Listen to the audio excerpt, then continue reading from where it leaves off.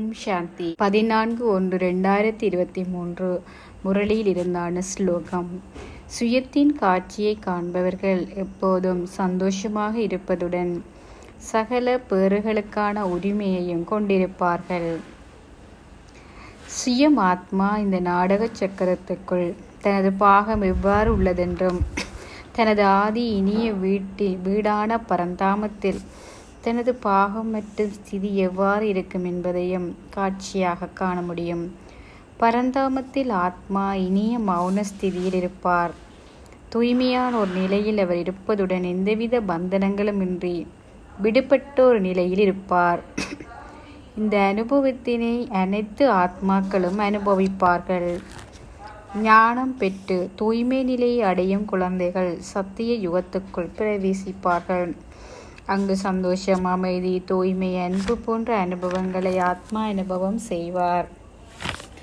அங்கு அவரிடம் ஞானம் இல்லாவிடினும் அவர் புண்ணியாத்மாவாக தனது வாழ்க்கையை தொடர்வார். சத்திய யுகத்தின் இயற்கையின் அழகை அனுபவிக்கக்கூடியதாகவும் இருக்கும். அத்துடன் தூய்மையான பஞ்ச தத்துவங்களும் சுகங்களை கொடுப்பார்கள்.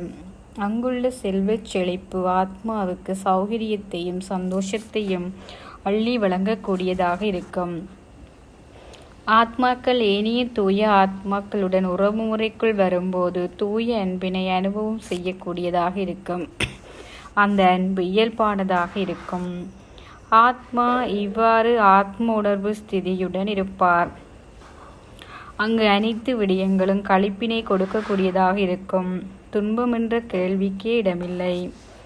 ஆத்மாவாகிய நான் அழகான சதோப்பிரதான் உடலினை கொண்டிருப்பேன். அங்கு எனக்கு எந்த ஆரோக்கிய குறைபாடும் இருக்காது. ஆரோக்கியம், செல்வம், சக்திசாலி ஸ்திதி, அனைத்து குணங்களின் சொரூப நிலை, விகாரங்கள் எதுவும் இல்லாத ஸ்திதி, மரியாதைக்குரிய ராஜரீகமான வாழ்க்கை போன்ற பேறுகளை நான் அனுபவிக்கக்கூடியதாக இருக்கும். அடுத்த யுகத்துக்குள், அதாவது துவாபர யுகத்துக்குள் நான் பிரவேசிக்கும் போது எனது பூஜைக்கு தகுதி வாய்ந்த நிலையில் என்னை எனது பக்தர்கள் தேட ஆரம்பிக்கிறார்கள். ஆத்மாவாகிய எனது உயிரற்ற விக்கிரகங்களில் இருந்து பக்தர்கள் பேறுகளை அனுபவிக்க ஆரம்பிக்கிறார்கள். பக்தர்களுக்கு காட்சியை வழங்கும் தேவதேவியாக நான் இருக்கிறேன். என்னிடமிருந்து பல ஆயிரக்கணக்கான ஆத்மாக்கள் அமைதியையும் சந்தோஷத்தையும் அன்பையும் அனுபவிக்க ஆரம்பிக்கிறார்கள். அவர்களின் ஆசைகளை நிறைவேற்றும் தேவியாக நான் இருப்பதை உணர்கின்றேன். பின்பு சங்கமயுகத்தில் எனது பிராமண ரூபத்தில் நான் இருக்கின்றேன். நீண்ட காலத்தின் பின்பு எனது தந்தையை நான் சந்திக்கின்றேன். அவரது அன்பையும் சக்தியையும் குணங்களையும் நான் அனுபவிக்கின்றேன். முழு சக்கரத்திலும் ஆத்மாவாகிய நான் அனுபவிக்காத பேரானந்த நிலையை பாபாவுடன் அனுபவிக்கிறேன். இந்த அன்பு பல பிறவிகளாக நான் சரீர உணர்விலிருந்து இழந்த சக்திகளை மீளப்பெற உதவி புரிகின்றது. இவ்வாறு நான் தந்தையுடன் ஞான யோக சக்திகளை கற்று எனது கர்மாதீத்த நிலையை அடைகின்றேன். பின்பு எனது பௌதீக சரீரத்தை விடுத்து சூட்சும உடலை பெற்று தேவதை ஸ்திதியை அனுபவம் செய்கின்றேன். இவ்வாறு ஆத்மாவாகிய நான் எனது காட்சியை அனுபவம் செய்து குதூகலம் அடைகிறேன். சுயத்தின் காட்சியை நாம் காண வேண்டுமாயின் நமக்கு 3ஆம் கண் தேவை. இதையே நாங்கள் ஞானக்கண் என்று கூறுகிறோம். இந்த ஞானத்தின் ஊடாக நாம் சுயத்தின் காட்சியை கண்டு பேறுகளை நாங்கள் அனுபவம் செய்கின்றோம். அன்பான ஆத்மாவாகிய நான் பிரகாசமான சொரூபமாக, புள்ளி வடிவமாக, குளிர்மையின் வடிவமாக, ஒளிரூபம் நிறைந்த பரந்தாமத்திலே பரமாத்மாவுடனும் மேலும் அனைத்து சகோதர ஆத்மாக்களுடனும் இருக்கின்றேன். என்னைப் போலவே அனைத்து ஆத்மாக்களும் பிரகாசித்துக் கொண்டிருப்பதையும் நான் உணர்கிறேன். அமைதி நிறைந்த இந்த உலகத்திலிருந்து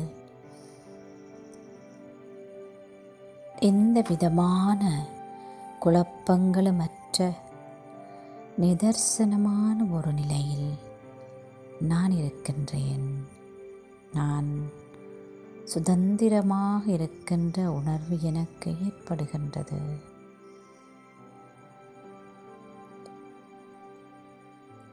என்னுடைய இந்த புள்ளி வடிவமான அனாதியான நிலையிலிருந்து இப்பொழுது நான் புது உலகின் பிறவிக்கு என்னை எடுத்து செல்கின்றேன். என் கண் முன்னே நான் இப்பொழுது அழகான பச்சை பசேலாக இருக்கும் வர்ண வர்ண மாளிகைகள் அடங்கிய சுவர்க்கம் என்று சொல்லப்படும் தேனாரும் பாலாரும் ஓடும் மயிலும் மானும் விளையாடும் அழகிய கோட்டத்தில் இருப்பதை காண்கின்றேன். நான் அணிந்திருப்பது எல்லாம் என்னவோ பட்டாடைதான் என்றாலும் பாரமற்று மிகவும் லேசான ஒரு நிலையில் நான் இருக்கிறேன். என் தலையிலிருந்து பாதம் வரை மின்னுகின்ற இரத்தினங்களாலும் தங்கங்களாலும் அலங்கரிக்கப்பட்டிருக்கின்றன. ஆனால் அனைத்தும் சுமையற்று பஞ்சு போல் இருப்பதை நான் உணர்கிறேன். நான் கிரீடம் அணிந்த அழகான மகாராஜன். எனது மாளிகை எங்கு பார்த்தாலும் பல வர்ணங்களில் மின்னிக் கொண்டிருக்கும் இரத்தினங்களையும் வைரங்களையும் நான் பார்த்து கொண்டிருக்கிறேன். வழியிலே வரும்பொழுதெல்லாம் அழகான மலர்களின் நறுமணங்கள் என்னை வந்து இதமாக தழுவிச் செல்வதை நான் அனுபவம் செய்கின்றேன். இதைத்தான் வசந்தம் என்று சொல்வார்கள் போலும். இனிய குருவிகளினதும் பட்சிகளினதும் இசை என் காதை வந்து அடைகின்றது. ஆஹா, என்ன சுகம் இது!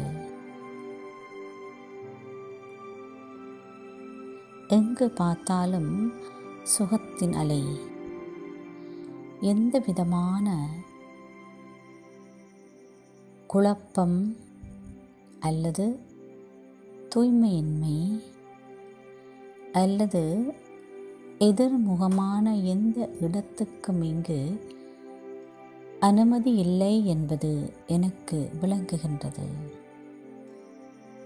நான் இருப்பது, நான் பார்ப்பது, நான் கேட்பது அனைத்தும் எனக்கு சுகத்தையே கொடுக்கின்றது. நானும் மற்றவர்களுக்கு சுகத்தை அளிக்கும் ஒரு தேவனாக இருக்கின்றேன். தேவனாக இருக்கும் நான் இப்பொழுது என்னை எனது அடுத்த நிலைக்கு அழைத்து செல்கின்றேன். நான் இப்பொழுது ஆலயத்திலே வீற்றிருக்கின்றேன். என் முன்னாலே பல கோடி ஆத்மாக்கள், பக்தாத்மாக்கள் என்னுடைய ஒரு கண தரிசனத்துக்காக இங்கு தவித்து கொண்டிருக்கின்றார்கள். எனக்கு எப்பொழுது பார்த்தாலும் பூசையும் புனற்காரங்களும் மணிகளும் ஒலித்து கொண்டிருக்கின்றன. அவரவர் தங்களுடைய நேர்த்திகளை அல்லது வேண்டுதல்களுக்காக பல விடயங்களை எல்லாம் சொல்லிக்கொண்டும் கேட்டுக்கொண்டும் அழுது கொண்டும் முறைப்பாடு சொல்லிக்கொண்டும் இருப்பதை நான் அவதானிக்கின்றேன். பல வர்ண ஆடைகளாலும் பல வகையான நைவேத்தியங்களாலும் நான் அலங்கரிக்கப்படுகின்றேன். கணீர் கணீர் என்ற மணி ஓசை எங்கும் ஒலிக்கின்றது.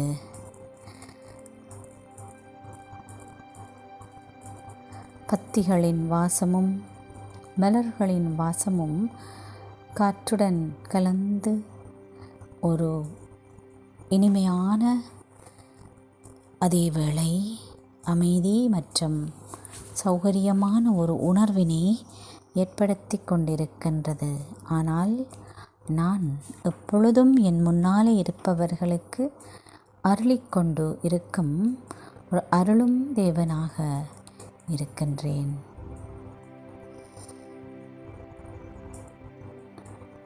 இப்பொழுது நான் என்னுடைய அடுத்த நிலைக்கு வரப்போகின்றேன்.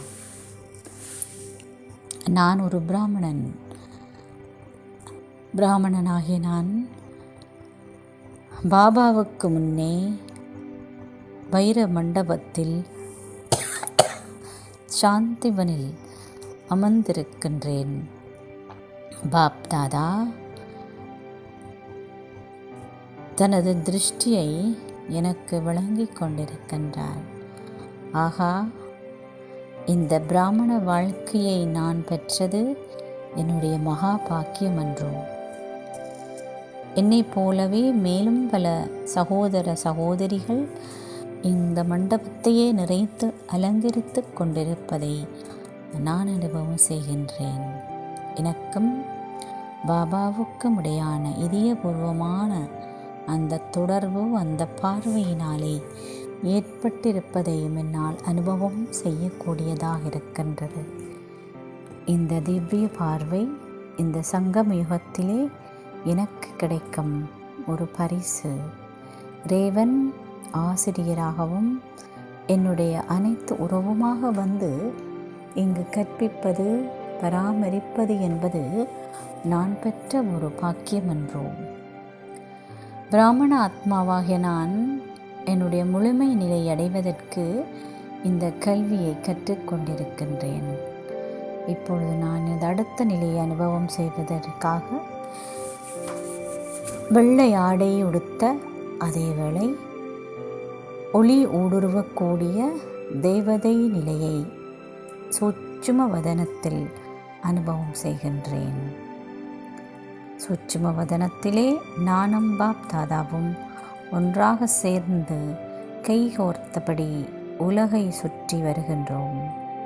உலகில் இருக்கும் அனைத்து சகோதர சகோதரிகளுக்கும் சக்காஷையும் நல்ல உணர்வுகளையும் நல்ல ஆசைகளையும், அனைவரும் சுகமாகவும் திருப்தியாகவும் இருப்பதற்கான உணர்வுகளையும் நமது எண்ணங்கள் மூலமாகவும் மனதின் மூலமாகவும் முழங்கிக் கொண்டிருக்கின்றேன். இவ்வாறு நான் இந்த தேவதை நிலையில் இருந்து மீண்டும் என்னுடைய ஆதியான நிலையான ஆத்மா வடிவத்தில் புள்ளி வடிவமாக ஆகி பரந்தாமத்துக்கு பறந்து செல்கின்றேன். ஓம் சாந்தி.